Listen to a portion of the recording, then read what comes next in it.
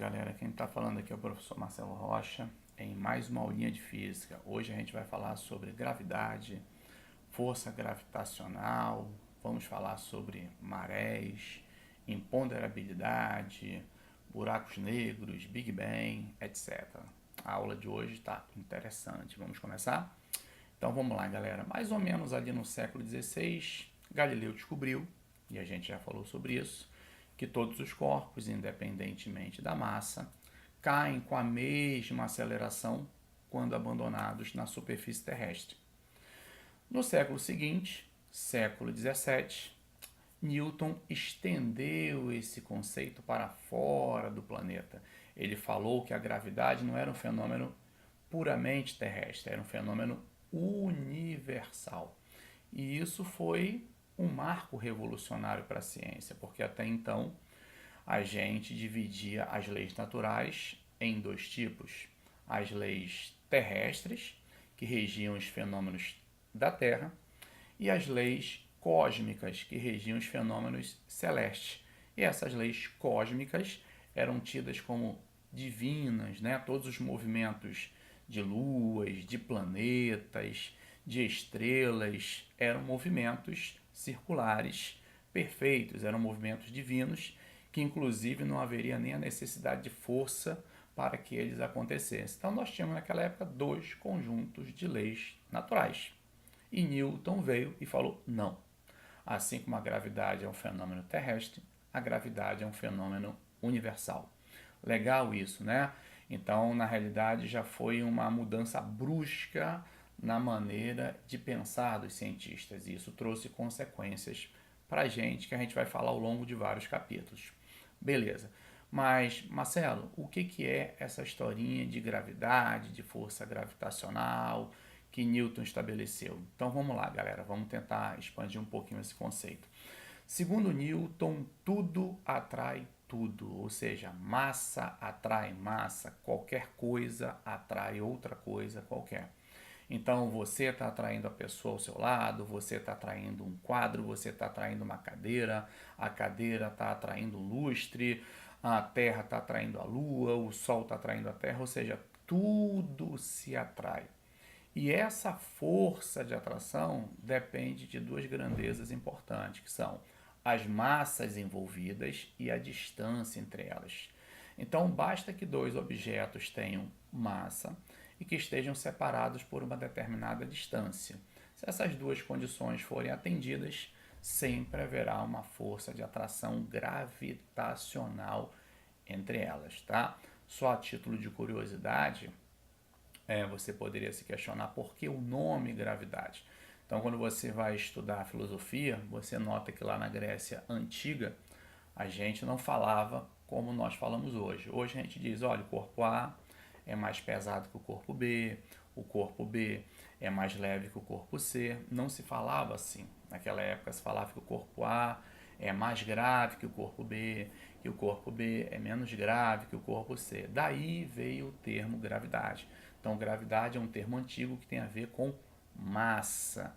Então, quando a gente fala em força gravitacional, atração gravitacional, gravidade, já ponham em suas cabeças massas envolvidas.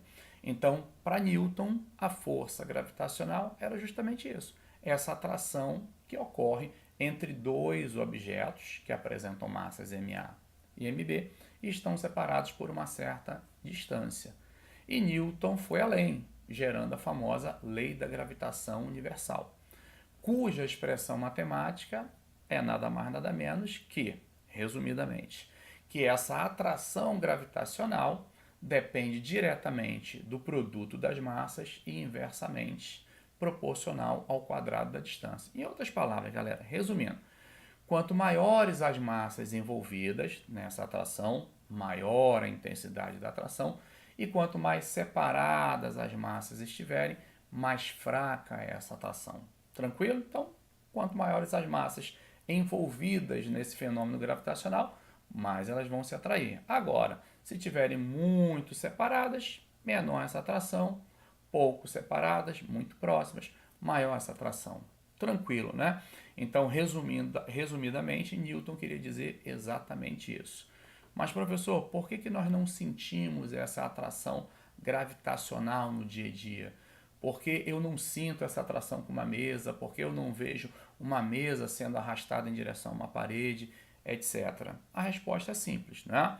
Apesar de que a demonstração para essa resposta demorou quase um século, né? Veio inclusive depois de Newton já ter falecido, quando Cavendish descobriu, né, no século XVII, através de um instrumento chamado balança de torção, a constante da gravitação universal. Essa constante diz para a gente basicamente o seguinte: a atração gravitacional não aparece no dia a dia porque as massas envolvidas são muito pequenas. Então, como as massas que trabalham nessa atração no dia a dia são pequenas, você quase não nota essa atração. Você não vai notar a atração entre você e uma caneta, entre uma caneta e um caderno, entre o caderno e a parede, entre a parede e um prédio, porque as massas envolvidas são muito pequenas. Agora, quando pelo menos uma das massas envolvidas é significativa, aí você já sente o efeito dessa atração.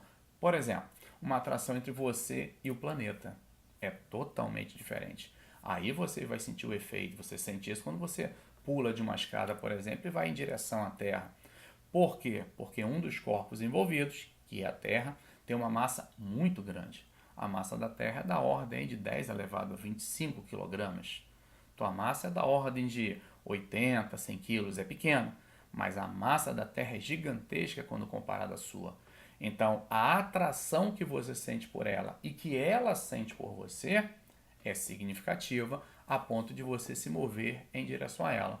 Mas, professor, não rola ação e reação? Se eu vou em direção à Terra, a Terra não tem que vir em direção a mim? Sim, é claro que ela se move em direção a você, mas se move muito pouco, porque a massa dela é muito grande. Não existem nem aparelhos que detectem essa aceleração mínima da Terra na tua direção. Você se move com uma aceleração bem maior, porque sua massa é bem menor. Tranquilo até aí, gente? Então, Newton teve esse grande mérito, né, de notar que a força entre o planeta e uma maçã, que faz com que a maçã caia, é a mesma força que atua entre a Terra e a Lua. Mas, professor, não pode ser a mesma força. Porque quando eu abandono uma maçã, ela cai em direção ao planeta. Por que a Lua não cai em direção ao planeta? E quem disse que ela não está caindo? Sim, ela está caindo, só que ela está caindo em torno da Terra. A Lua, ela deveria ter uma trajetória retilínea, mas a trajetória dela é curvilínea. Então, se você imaginar uma linha reta e se você imaginar uma linha curva, dá para você ver que se a Lua deveria seguir em linha reta e ela tem uma trajetória circular em torno do planeta, é porque ela está caindo. Óbvio para você que se você pega a Lua e abandona, ela vai em direção à Terra como uma maçã. O grande problema é que a Lua tem uma velocidade. Então, naturalmente, ela vai realizar uma trajetória curvilínea em torno da Terra. Vê se você entende bem o que eu estou falando. Então, se eu pego a Lua e abandono, é claro que ela cairia igual a uma maçã. Só que a Lua ela tem uma velocidade tangencial. E essa velocidade tangencial faz com que ela caia em torno da Terra. Vê se você entende, beleza? Professor, mas quem deu essa velocidade inicial da Lua? Essa é uma boa pergunta. E aí os astrônomos se dividem, não é? Temos aqueles cientistas que acham que a Lua é um pedaço da Terra. Então a Terra em formação produziu esse pedaço e soltou esse pedaço. Tem astrônomos que acham que a Lua é fruto, né, de uma colisão de um cometa de grandes proporções com a Terra, e aí com essa colisão um pedaço se soltou. Ainda existem aqueles astrônomos que acham que a Lua era um astro errante que estava passando nas proximidades da Terra em formação e foi capturada por ela. Mas isso não importa para a gente. O interessante é nós sabermos que de uma forma ou de outra ela teve e tem uma velocidade que faz com que ela não caia em direção à Terra como uma maçã, mas ela continua realizando uma queda livre em torno do nosso planeta. Tá tranquilo até aí, galera? Espero que vocês tenham entendido até esse momento. Agora vamos falar um pouquinho sobre imponderabilidade, tá? Vamos tentar entender o que é estado de imponderabilidade ou aparentemente peso nulo ou peso aparente nulo. Tudo bem? Vamos imaginar que você esteja sobre uma balança dentro de um elevador. Claro que essa balança enquanto o elevador estiver parado, vai marcar exatamente o seu peso, porque você vai comprimir uma mola que está dentro da balança, não é? Quando essa mola estiver totalmente comprimida, quando a força elástica estiver equilibrando o seu peso, você vai ver que o ponteiro vai parar num certo valor. Aquele valor é o seu peso. Agora, se esse elevador acelerar para cima, por inércia, você tende a ir para baixo, perdão, e comprimir um pouco mais a balança. Então você vai sentir que tem um peso maior, enquanto o elevador estiver acelerando para cima. De maneira contrária, se esse elevador estiver acelerando para baixo, a balança vai indicar um valor menor que seu peso, já que se ele acelerar para baixo, há uma tendência por inércia de você ir para cima, isso alivia um pouco o teu esforço sobre a balança e a balança vai indicar um pouquinho menos. Então, se o elevador sobe aceleradamente, você tem uma sensação de peso maior. Se o elevador desce aceleradamente, você tem uma sensação de peso menor. E se o elevador estiver em queda livre? E se por acaso o cabo do elevador se romper e esse elevador cai, se movimenta em queda livre? Você vai notar que a balança indica 0. Mas será que você realmente vai ter peso nulo? Será que a Terra deixou de te atrair com uma força gravitacional que nós chamamos de peso? É óbvio que não. Então é interessante você notar que peso tem a ver com sensação. Então, na realidade, quando você está numa sensação de ausência de peso, a gente diz que você está num estado, né, de imponderabilidade. É claro que a Terra continua te atraindo, senão você não cairia. Mas o que te dá a sensação de peso não existe mais, que é a força de sustentação. O que seria essa força de sustentação, professor? A força que a balança faz sobre você para cima, a força que o chão, quando você está andando, faz sobre você para cima, um cabo, né, que te pendure. Então, se essa força de sustentação não existe, só uma força atua sobre você, que é a força-peso. Quando isso acontece, quando você está se movendo em qualquer trajetória, sob efeito de uma única força, a força-peso, você vai ter a sensação de que teu peso é nulo, é um estado de imponderabilidade.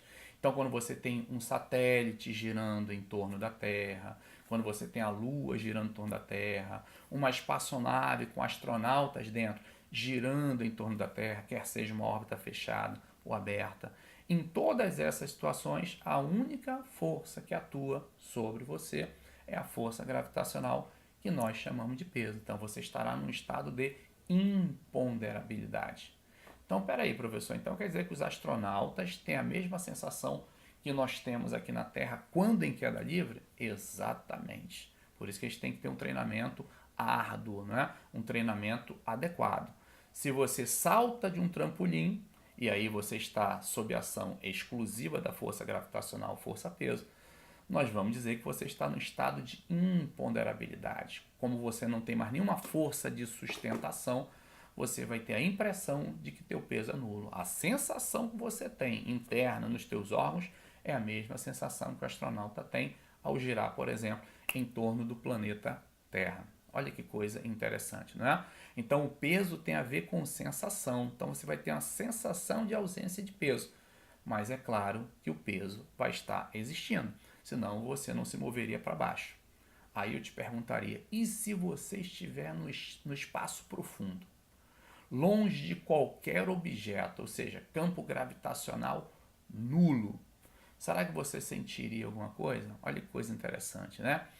Agora você vai notar algo legal. Se você estivesse num ambiente onde não existisse gravidade, por não haver objeto nenhum em torno de você, se você estivesse dentro de uma nave e essa nave acelerasse, você sentiria que teria peso.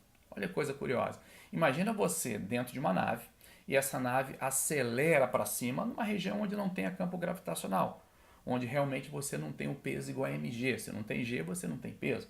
Mas se essa nave acelerasse para cima, por exemplo, você teria a sensação de peso, porque por inércia você iria para baixo, comprimiria o piso da aeronave, o que te daria uma sensação de peso.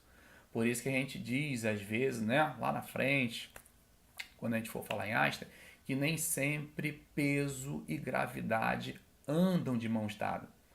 No espaço profundo, não tem gravidade, porque você está longe de qualquer objeto, mas você pode ter uma sensação de peso. Por isso que gravidade, na realidade, é a aceleração da gravidade, porque qualquer aceleração pode simular o efeito da gravidade. Beleza, galera? Todo mundo entendeu essa historinha de imponderabilidade? Então, qualquer ausência de força de sustentação fará com que somente a força-peso atue sobre você. Quando isso acontecer, estado de imponderabilidade. Agora vamos lá, galera. Você já ouviu falar em geografia que no planeta Terra, por dia, acontecem 4 marés, não é isso? 2 marés altas e 2 marés baixas. Quem é responsável por essas marés, galera? Vamos começar devagar. Primeiramente, a Lua. Então, dos astros, aquele que mais influencia na formação das marés é a nossa Lua, pela proximidade que ela tem do nosso planeta. Então imagina o seguinte, imagina que a Terra é uma esfera perfeita. Não é, mas vamos imaginar que ela seja uma esfera perfeita. E perto dela você tem a Lua.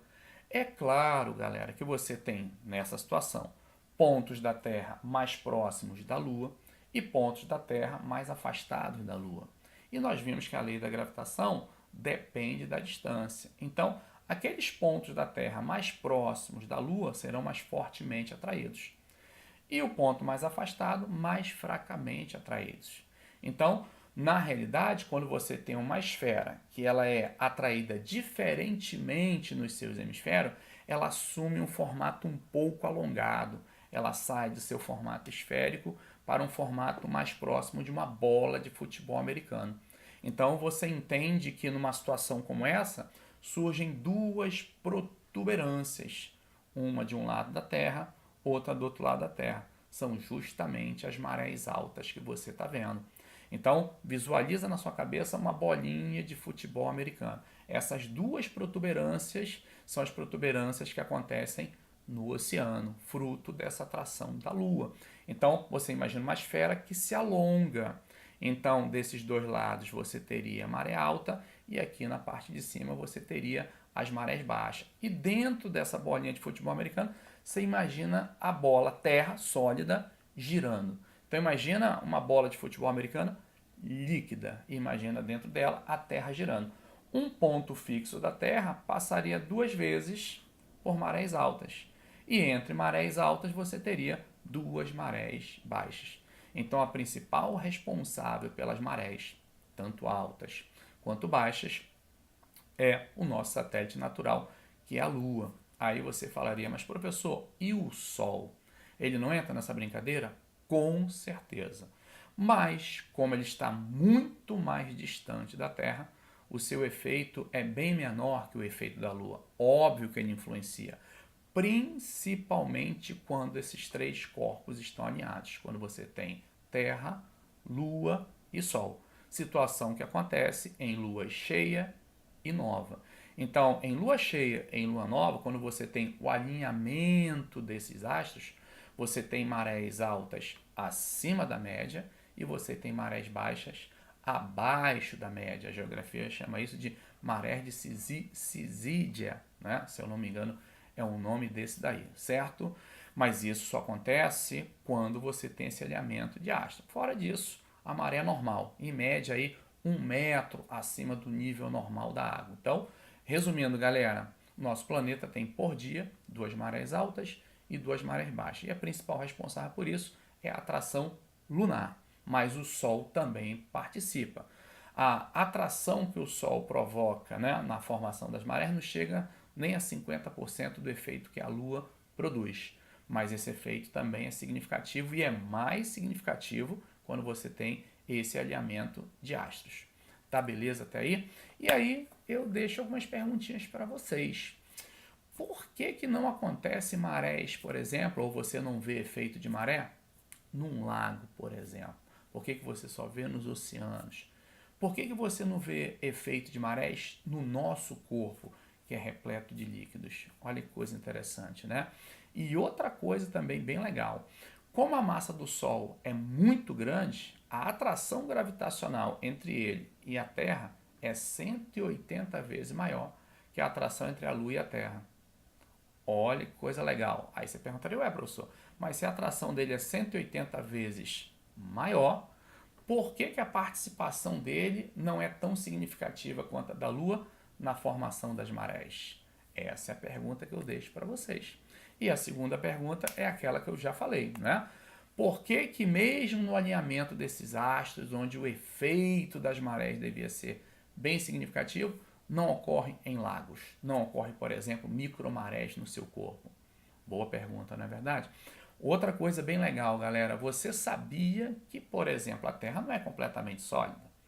Na realidade, a maior parte da Terra é rocha fundida, coberta por uma crosta bem fininha, sólida e flexível. Você sabia que tem fenômeno de marés nessa parte fundida da Terra? Você sabia que existem duas protuberâncias nessa parte fundida por dia e essas protuberâncias forçam a crosta terrestre, formando regiões pontiagudas? E isso acontece principalmente quando há um alinhamento desses três astros, como eu falei, não é? E na realidade, quando isso acontece, há uma probabilidade maior de acontecer tectonismo, de acontecer maremoto, de acontecer terremoto, etc. Mas há uma forçação da nossa crosta 2 vezes por dia por conta desse alinhamento. Só para você ter uma ideia, a nossa atmosfera também é um oceano, assim como o magma terrestre, assim como o nosso oceano. Só que, como nós estamos no fundo da atmosfera, a gente não sente muito o efeito das marés que acontece lá em cima. Ué, professor, acontece alguma coisa lá em cima? Acontece sim. Lá em cima nós temos a nossa ionosfera, e lá na ionosfera nós temos efeitos de marés, diferenças de ações gravitacionais na parte de cima e na parte de baixo da nossa atmosfera provocado pela Lua. Esse efeito das marés provoca correntes elétricas que afeta o campo magnético terrestre. São as marés magnéticas. E você sabia que essas marés magnéticas afetam a quantidade de raios cósmicos que atravessam a nossa atmosfera? E isso afeta inclusive o ânimo de certas pessoas?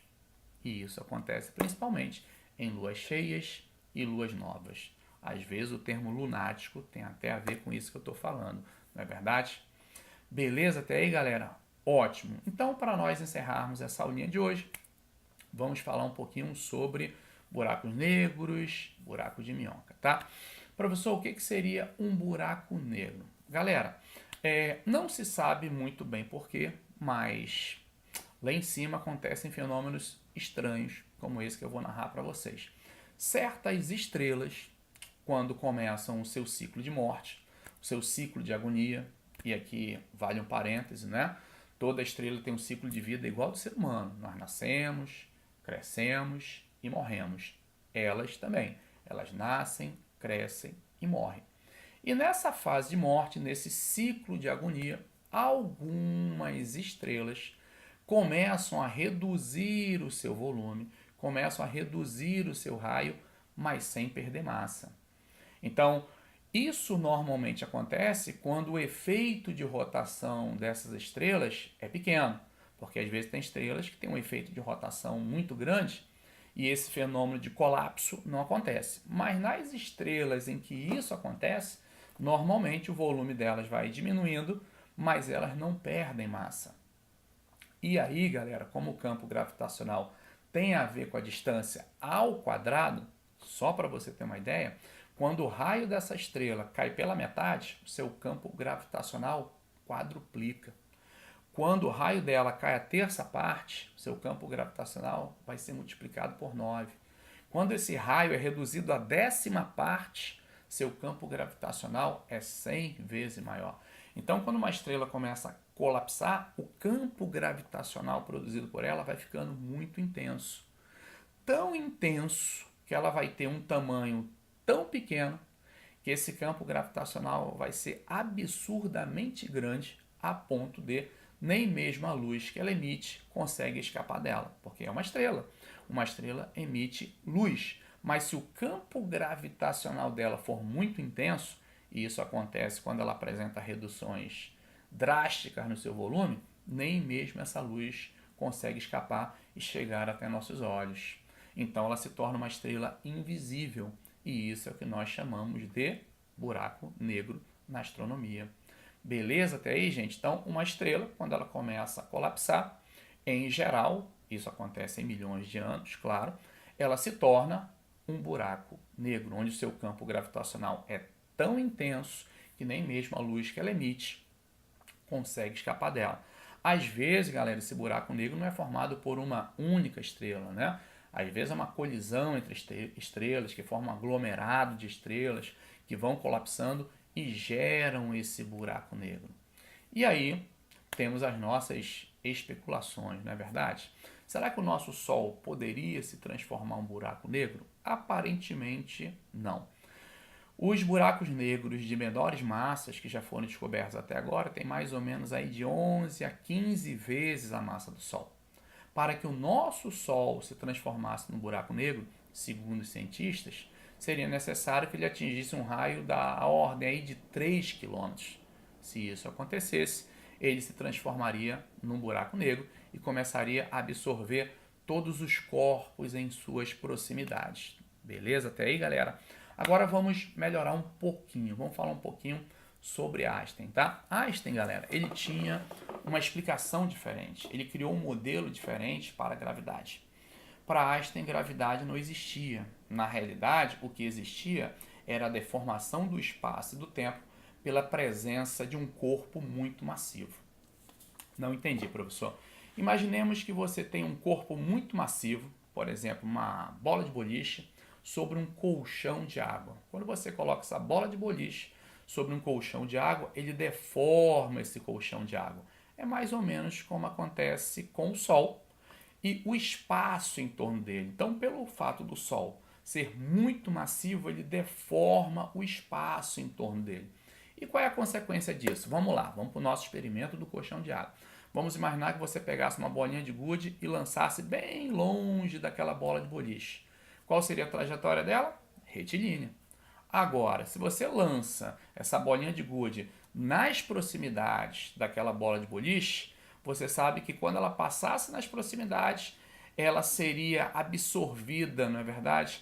Ela seria atraída por aquela depressão e ficaria girando em torno daquela bola de boliche. Então, na realidade, a gravidade não existe. O que está acontecendo é que a bolinha está realizando a sua trajetória retilínea num espaço curvilíneo. Então não é que a bolinha de gude foi atraída pela bola de boliche, é que ela caiu numa depressão espacial. Então para Einstein não existia gravidade, o que existia era a deformação do espaço e do tempo, coisa que a gente vai aprofundar um pouco mais em aulas futuras, para a gente falar o que quer dizer deformação de espaço, principalmente o que quer dizer deformação de tempo. Beleza, galera? Alguns cientistas, voltando para o buraco negro, né, especulam também que esse buraco negro pode ser uma interligação entre universos. Se isso fosse verdade, iria existir do lado de lá um outro universo, um outro buraco negro, e esses buracos negros se interconectariam. Então é como se o nosso buraco negro tivesse uma extremidade do lado de lá. Então ele uniria dois universos e muito provavelmente isso permitiria uma viagem no tempo. Mas isso, por enquanto, é mera especulação. E outra coisa que os cientistas também especulam, galera, é sobre o nosso universo em termos de origem e em termos de fim. Como assim, professor? A gente sabe, ou pelo menos a gente acredita que os cientistas sabem, que o nosso universo surgiu há mais ou menos 14 bilhões de anos atrás, quando uma grande bola de fogo explodiu. Esse evento, essa singularidade, esse evento singular do universo e único, nós chamamos de Big Bang. No Big Bang foi lançada toda a matéria e energia que deu origem ao nosso universo. Fruto dessa explosão, o universo se encontra até hoje em expansão. E aí a pergunta que eles fazem é: será que essa expansão vai ser eterna? Ou seja, será que ela vai continuar indefinidamente? Ou será que o nosso universo tem massa suficiente para, massa atraindo massa, deter essa expansão? Essa é uma pergunta plausível, porque o nosso universo tem uma quantidade de massa muito grande. Será que, como partes diferentes do universo se atraindo, isso iria deter essa expansão? a ponto dela parar e depois o universo voltar e se contrair? Se houver essa contração no futuro, se o universo realmente for pulsante, como alguns cientistas acham, esse evento de contração nós chamamos na astronomia de Big Crunch. Então nós temos o Big Bang, que provoca uma expansão, e nós temos o Big Crunch, que provoca uma contração. Então nosso universo seria pulsante. E detalhe, cíclico. Porque se ele pulsa, então quando ele se contrai, ele vai retornar para a origem, todas as massas se comprimirão novamente numa singularidade que explodirá e dará origem a um novo universo. E se vai dar origem a um novo universo, quantas vezes esse fenômeno não se repetiu? Então nós não temos como saber isso daí, né? São meras especulações, mas é um assunto bem interessante, não é verdade?